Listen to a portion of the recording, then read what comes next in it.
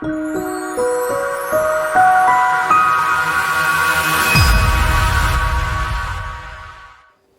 going on, everybody? Kevin Walsh from Ninja Holistic Health and Fitness. Today's video is This is Why You Can't Sleep. And I'm going to give you 4 big reasons why people have trouble sleeping at night and 4 solutions to those 4 problems so that you get a great night's sleep and you feel well rested and energetic upon waking up in the morning. Problem number 1 is too much caffeine. So a lot of people like a cup of joe in the morning, which is perfectly fine. A good cup of organic coffee does have health benefits. However, if you're having 2, 3, or more cups of coffee during the day on the regular, this is going to exhaust your adrenal glands and make sleeping at night very difficult. And the reason is because caffeine has a half-life of about 6 hours. So every 6 hours, the amount of caffeine that's in the system gets halved. But by the time you wake up in the morning, if you've had 2 or 3 cups from the day before, it's still in your system in small amounts. And drinking every single day like that creates a cumulative effect. So you end up with caffeine running through the veins basically 24/7. And this is a big reason why people have trouble sleeping later at night, because their nervous system is still excited.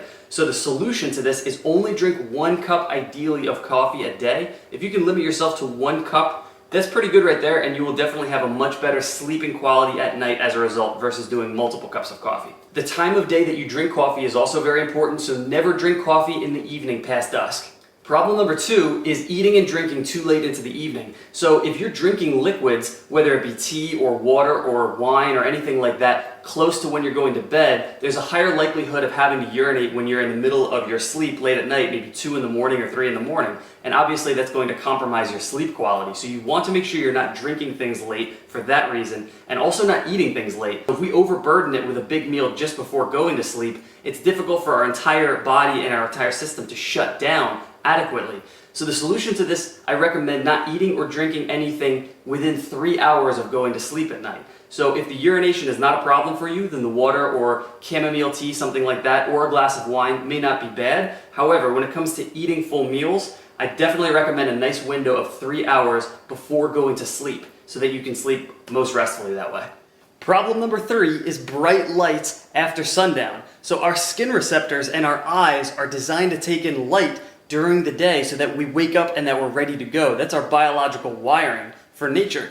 So if we have lights like this that are very bright when we're about to try to go to bed, our nervous system is actually being told we need to get up and go, and we have stress hormones that flood our body in order to go and do the work that we would normally do during the day. So it's very confusing for our nervous system, and this is a big reason why people have trouble sleeping at night. So the very simple solution is just dim the lights, and then from there you can segue nice and easy into bed. So keep the lights dim after sunset.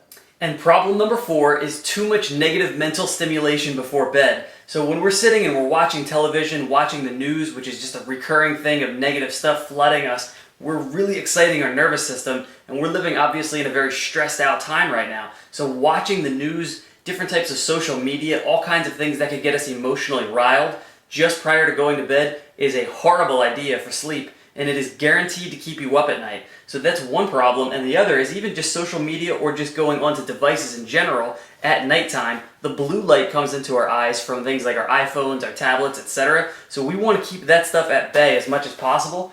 And then you can do other things like crossword puzzles, pull up to read a good book, whatever it takes. And whatever is good for you, Rubik's Cube, something that's kind of nice and light, or some ambient music, and that will help to segue you into sleep very nicely. So make sure that you're keeping negative mental inputs to a minimum or cutting them out altogether after sunset going into sleep.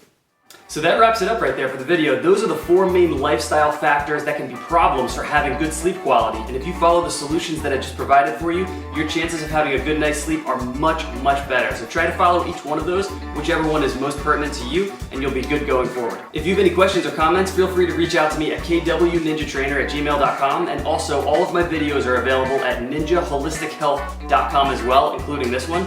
And I will also be keeping you updated on when the Aches and Pains Be Gone program is going to be launched sometime next week. So with that update coming, I will catch you on the next video. Stay healthy and fit.